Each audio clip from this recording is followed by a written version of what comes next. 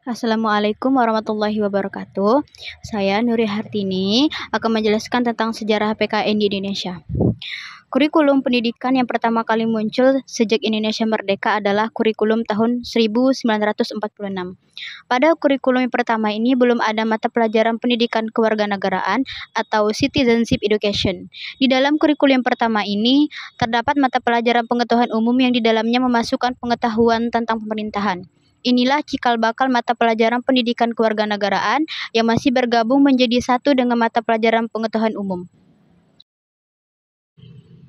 Pada kurikulum tahun 1957 juga belum terdapat mata pelajaran pendidikan kewarganegaraan, yang ada adalah mata pelajaran tata negara dan tata hukum.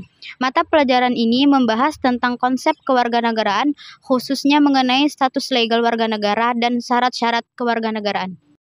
Pada kurikulum tahun 1962, muncul mata pelajaran sivik terutama pada kurikulum SMA. Mata pelajaran ini berisikan tentang pemerintahan Indonesia berdasarkan Undang-Undang Dasar tahun 1945. Pada hakikatnya, sivik berisikan pengalaman belajar yang digali dan dipilih dari disiplin ilmu-ilmu sosial seperti sejarah, geografi, ekonomi, dan politik, pidato-pidato presiden, deklarasi hak asasi manusia, dan pengetahuan tentang perserikatan bangsa-bangsa. Pada kurikulum tahun 1968, istilah sivik dan pendidikan kewargaan negara digunakan secara bertukar-tukar. Pada kurikulum SD 1968, digunakan istilah pendidikan kewargaan negara yang mencakup sejarah Indonesia, geografi Indonesia, dan sivik atau pengetahuan kewargaan negara.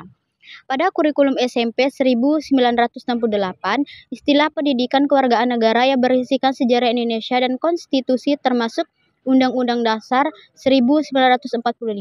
Sedangkan di dalam kurikulum SMA 1968, mata pelajaran kewargaan negara berisikan materi tentang Undang-Undang Dasar 1945. Pada kurikulum SPG 1969, mata pelajaran kewargaan negara berisikan tentang sejarah Indonesia, konstitusi, pengetahuan kemasyarakatan, dan hak asasi manusia. Sedangkan pada kurikulum proyek perintis sekolah pembangunan atau PPSP digunakan beberapa istilah seperti pendidikan kewargaan negara, studi sosial, sivik, dan hukum. Pada kurikulum 1975, muncullah mata pelajaran pendidikan moral Pancasila atau PMP atau sivik, mata pelajaran pendidikan kewargaan negara PKN atau sivik mata pelajaran pendidikan moral Pancasila atau PMP ini berisikan materi Pancasila sebagaimana diuraikan di dalam pedoman penghayatan dan pengamalan Pancasila sesuai dengan TAP MPR. Mata pelajaran PMP ini merupakan mata pelajaran wajib diberikan sejak dari SD, SMP, MA, SMA, SPG, dan sekolah kejuruan. Mata pelajaran PMP di sini terus dipertahankan dan disempurnakan di dalam kurikulum. Pada kurikulum 1994, muncul mata pelajaran baru yaitu Pendidikan Pancasila dan Kewarganegaraan PPKN. Muncul mata pelajaran ini didasarkan pada UU SPN nomor 2 tahun 1989. Pada pasal 39 yang menggariskan adanya mata pelajaran Pendidikan Pancasila dan Kewarganegaraan atau PPKN sebagai mata pelajaran wajib pada kurikulum semua jalur, jenis, dan jenjang pendidikan. Kurikulum PPKN 1994 ini mengorganisasikan materi pembelajarannya atas dasar konsep nilai yang disaripatikan dari 4P dan sumber resmi lainnya yang ditata dengan menggunakan pendekatan spiral meluas atau spiral of convolution. Mata pelajaran PPKN memiliki 3 misi sebagai berikut. Pertama, misi Conversation Education, yakni mengembangkan dan melestarikan nilai leluhur Pancasila. Yang kedua, misi Social and Moral Development, yakni mengembangkan dan membina murid yang sadar akan hak dan kewajibannya, taat pada peraturan yang berlaku serta berbudi pekerti luhur. Dan yang ketiga itu misi Socio-Civic Development, yakni membina murid agar memahami dan menyadari hubungan antar sesama anggota keluarga, sekolah, dan masyarakat serta dalam kehidupan berbangsa dan bernegara. Kurikulum tahun 2004 merupakan sebagai sebuah konsep sekaligus sebagai sebuah program. Kurikulum berbasis kompetisi memiliki ciri-ciri: 1.